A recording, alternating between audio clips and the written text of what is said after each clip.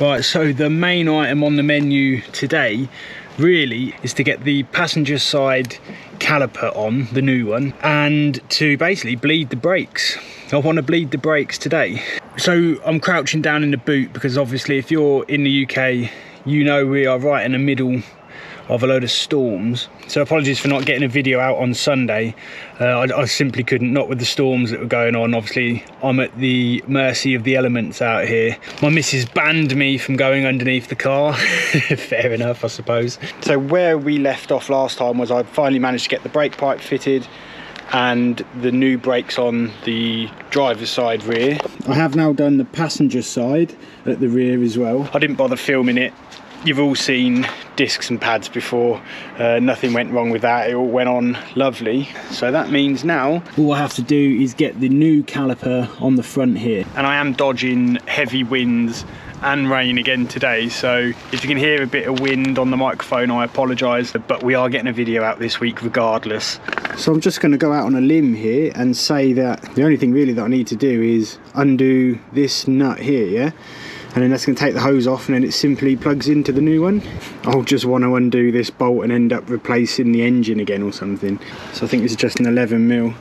Just don't round it.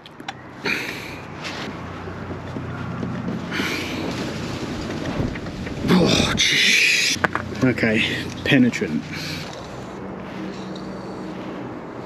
So at least with this one I don't have to worry about that silly flare nut spanner that I bought. I can actually just use a socket on this.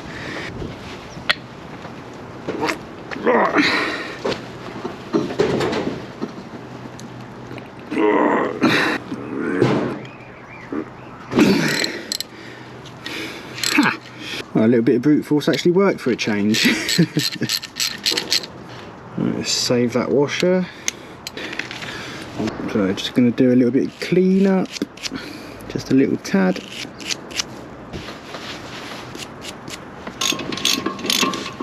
And it's raining. It's getting a bit boring now. I really could do with a garage or a workshop of some kind. Yeah, this is what I'm having to deal with now. And I can't put the gazebo up because it's too windy.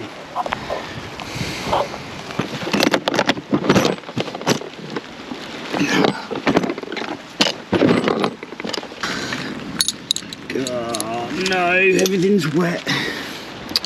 Oh damn it.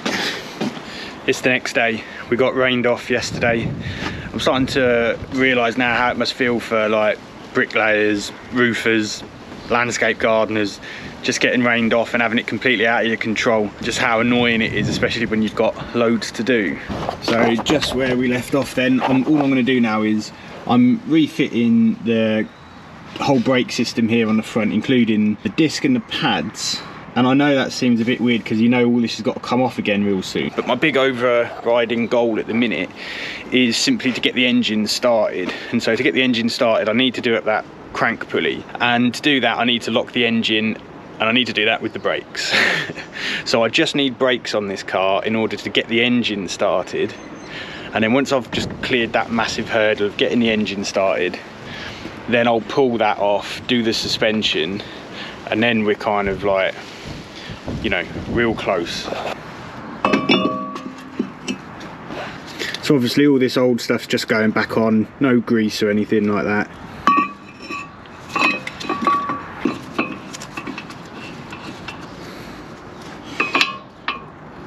This is my lovely replacement caliper, brand spanking. This is just a direct replacement, it just bolts up where the other one came off. Little washer in there.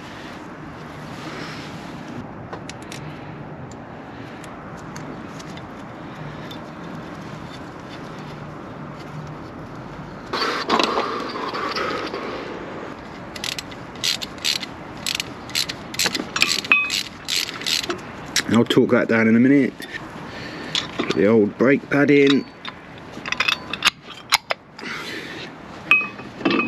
Fit it up.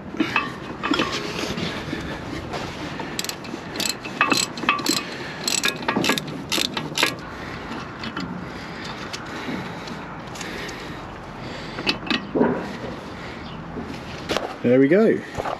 And just like that, we have a nice new caliper installed. It's time for the big one.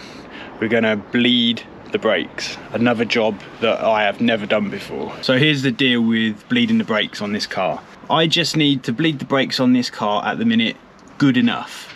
As I said, good enough just to hold the engine so I can do up the crank pulley. Now the reason I only need that at the minute is because, as Anthony, shout out to Anthony, said in the comments of one of my last videos, is that because I've replaced the brake lines and I've had a look and I have drained the master cylinder reservoir, because that's happened, it now means that I'm going to need to bleed the ABS pump. To bleed the ABS pump, you hook up your scan tool and it kind of does it somewhat automatically. The reason I'm not going to do that right now is, firstly and foremost, my battery's flat. And I simply can't be bothered to charge the battery. I've got loads of stuff in the boot. It means I've got to take everything out. I'm on operation good enough. So my plan is to get a load of fluid back into the system, push the pistons out now on all of these new calipers. Then I can sort the engine out. And then once I've got the engine started, and I've also changed this wheel carrier and the top mounts of the suspension, so kind of just before the wheels go back on the car, that is when I'll come back to the brakes and then give them one final proper bleed. I mean, that's kind of a really backwards, long-winded way of doing this, but that's what just suits what I've got going on the best right now. So what I have got is this Sealy power bleeder. So this basically means that I can hook up this end to the master cylinder reservoir, and then this is just going to bleed the brakes kind of automatically without me having to get in, constantly pump the pedal, go and check to see if all the bubbles came out.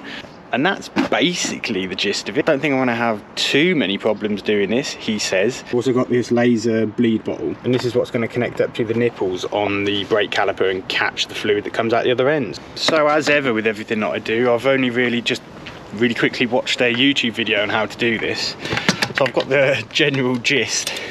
So if you see me doing something wrong, obviously shout, but know that when you do shout and I get to see the comments, it would have been too late anyway, so I will know for next time though, won't I? Okay, so basically I think this really is just going to go on there like that.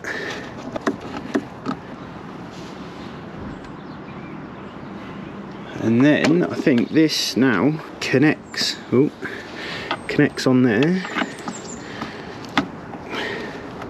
like so. And then you're just not supposed to really take this above 2 bar, I believe, so you just start pumping. Right, before I start pumping, let me just have a think. Are all of the bleed nipples done up currently? So I just went around the car to make sure that the bleed nipples are all done up appropriately, and all of the unions that I've replaced and stuff are all actually done up properly. I think everything's good. Let's put some pressure on the system, and I can hear air coming out already. What's happening there then?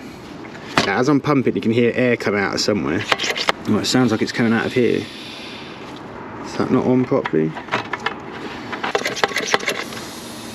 It's coming out again. Why is it coming out? It's coming out of this cap.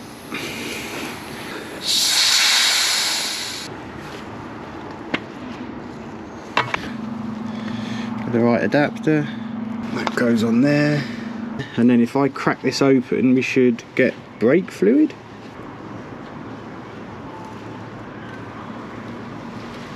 Nothing. Oh no, here it comes. There it comes. Can you see it? Oh, for God's sake, this has gone to 0, that's why. Oh, there we go, it's coming out. Okay, so what I am going to do actually is I am going to press the brake, because I do need all of these new pistons to actually come right out. So we probably need a little bit more than a little bit of power bleeding.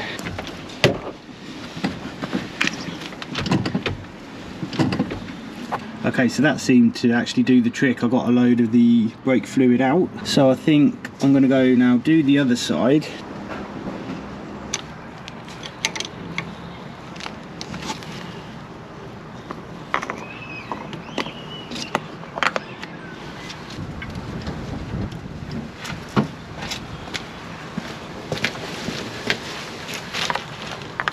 Okay, so that was the driver's side rear, so that's the one that actually had the pipe replaced. Now I am having a little bit of trouble with this thing, and this cap isn't sealing properly, so it's actually leaking out. You can hear it.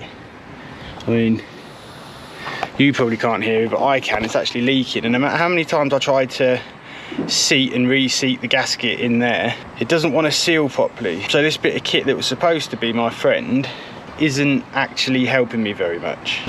Right, so literally as I said that, I managed to get it seated a lot better. So let's try this front now.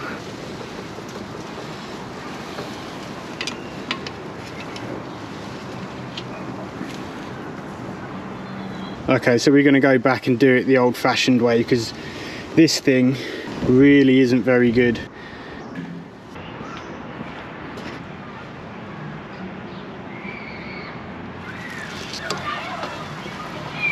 Alright, so what worked for me then was actually the old-fashioned way of just pouring fluid in the reservoir, pumping on the brakes and letting it all come out of the bleed nipple on the caliper. That Sealy thing, I'll get my head around it, because that could be a very useful tool, I could see, because it means that you don't have to actually move away from the brake caliper on the nipple. You can just stay there, watch all the bubbles come out, and then do it up again when you know you've bled them enough. Are the brakes bled?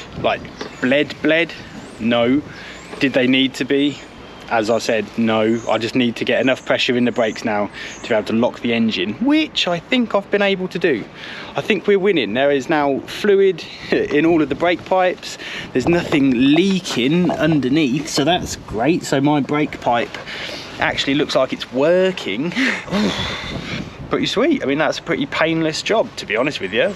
Does this now mean there's enough in the brakes where I can lock them out? Because I don't just need to do the crank pulley, I also need to take this axle nut off, and I need to lock the brakes for that as well, because obviously I need to remove that wheel carrier. So I'm just thinking, am I at the stage now where I can do that?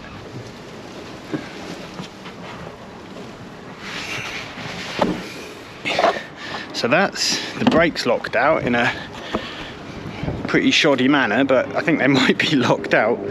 Let's see what that does.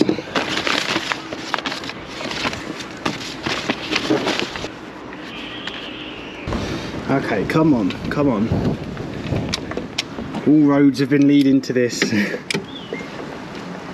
No, oh, for God's sake, why won't that lock out?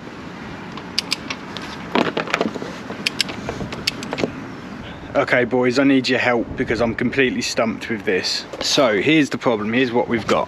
When you put a socket onto this crank pulley, I want to tighten this up. When I tighten it, it's just loose. So it's not actually tightening, I'm just feel like I'm spinning the whole engine. So it just moves freely when you crank on it. It's really easy, it's not difficult to turn at all, it's dead easy, and you can hear the engine moving. When I step on the brakes are working fine, and try to do the crank pulley, it still moves. If you put screwdrivers into the discs, you know, just to be extra sure, doesn't do anything. The car is also in gear. Tried it in 5th gear, tried it in 6th gear, and no matter what I do, that bolt will not tighten. It just doesn't seem to want to do anything, it's just spinning freely. I don't know if this is related or not, but even if it's not, it's also a problem. My clutch pedal, I don't know if you can see that, that just moves with almost no resistance on it whatsoever.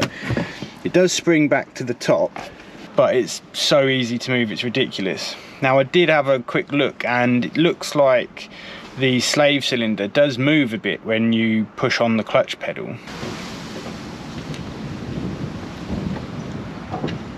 So I've got this horrible feeling, but the bit that's really scaring me is I've got the drive shaft locked up, which means that the gearbox should, but it's still spinning. So does that mean when I've changed the clutch, I've done something really wrong reinstalling it, and the engine basically isn't connected to the gearbox? I mean, I can't for the life of me think what I might have done wrong. I put the clutch on with the, you know, facing the gearbox side. It says on the clutch, on the pressure plate, You know, this side faces the gearbox. I reinstalled the release bearing onto the fork the way it came off. And so another thing is, so if you actually come down here and you try and move this, I've tried to move it with the pry bar and that's really stiff, which says to me that everything is correct. That's how it should be. That should be really hard to push by hand with a pry bar. So that, you know, that says that the clutch is installed properly. So the problem with the pedal might well be a different problem to the crank pulley. I don't know. I'm not sure if they're related. Also, when I took this slave cylinder off, I didn't disconnect any of the pipes or anything like that. And you know, I'm not sure. I mean, that might be leaking a tiny bit. So maybe I've now got an issue with this, or maybe this needs re-bleeding or something to get the pressure back. Maybe I'll try re-bleeding that, but I still don't see how my engine isn't being locked out, just so I can tighten that crank pulley. And I can't find anything online, so I really don't know where to go. And I've just got this rank, horrible feeling in my stomach that I did something wrong installing the clutch. And honest to God, if I have to take this gearbox out after coming all this way and refitting everything, I don't know what I'll do. Obviously you can take the gearbox out without removing the engine this time, but still means I have to take all the subframe off again and get the gearbox. I don't even want to think about it. But I've come to a stop. I don't know where to go. How do I lock the engine up? Please help me. Please help. Let me know as you usually do in the comments below, and I might see you in the other one. I mean, I'm at a complete stop, so maybe I won't ever see you again. Maybe I'll just run and hide. Who knows? Oh God.